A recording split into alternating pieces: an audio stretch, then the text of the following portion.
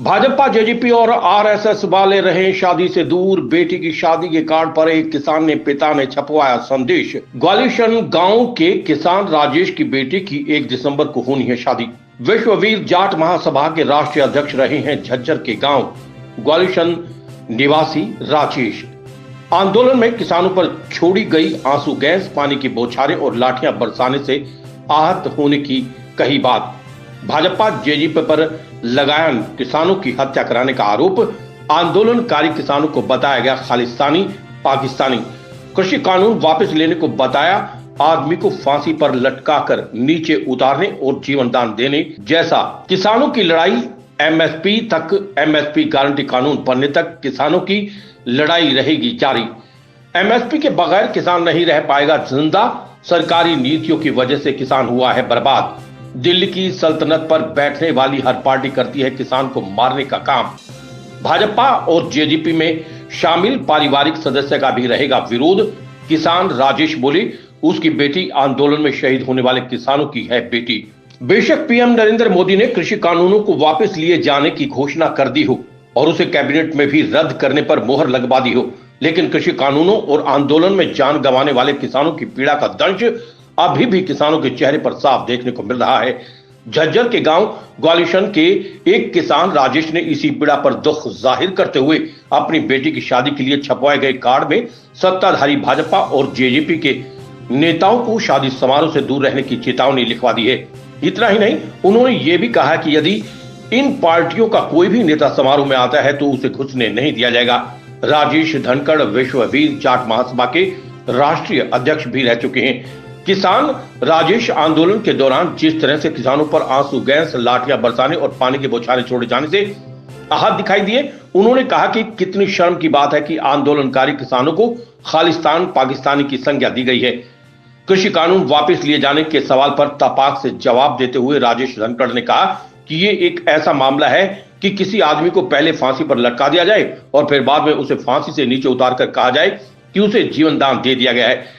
किसान राजेश का यह भी कहना था कि एमएसपी के बगैर किसान जिंदा नहीं रह पाएगा और किसान की लड़ाई एमएसपी गारंटी कानून बनने तक जारी रहेगी।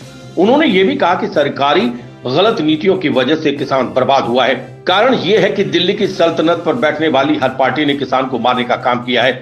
उन्होंने कहा कि यदि उसके परिवार या फिर कोई रिश्तेदार भी भाजपा, आरएसएस और जेजेपी का सदस्य हुआ तो उसे भी समारोह में घुसने नहीं दिया जाएगा। राजेश के अनुसार जिस बेटी की शादी है वो उसकी बेटी ना होकर आंदोलन में शहीद होने वाले उन 750 किसानों की बेटी है जिन्होंने आंदोलन में अपनी जान गंवाई है।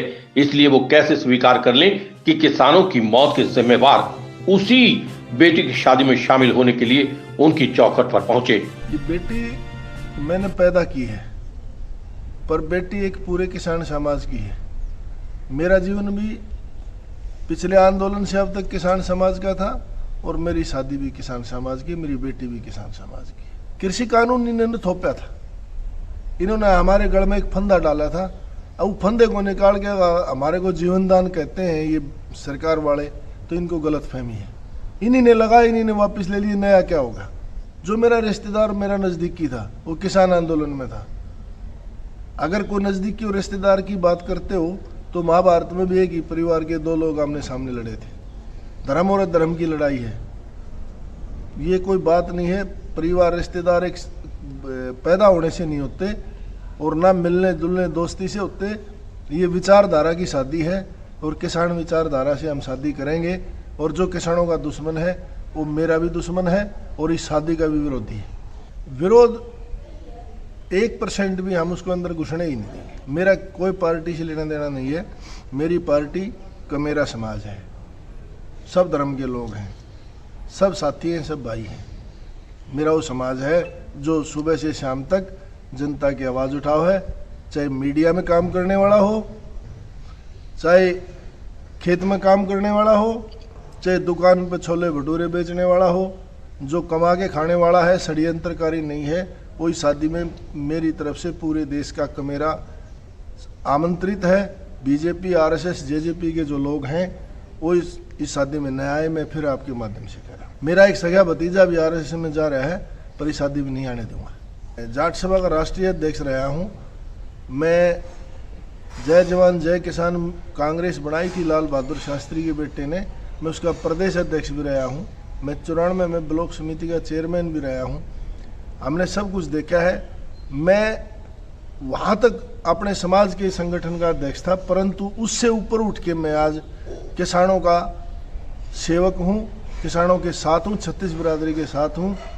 वो गए ज़माने की बात है कि मैं जाट समाज का अपने उस संगठन का राष्ट्रीय अध्यक्ष था, परंतु आज जाट समाज को हटा करके मैं छत्तीस बिरादरी और हर किसान का भाई हूँ, उनका सेवक हूँ। सरकार तो है ही नहीं। जो आदमी किसी कॉरपोरेट की नौकरी करता हो वो अपने मालिक का आदेश मानता है। अगर इंडिपेंडेंट सरकार होती, समाज की चुनी हुई सरकार है, परंतु बिक्री ये खरीदार इनके अडानी अंबानी हैं।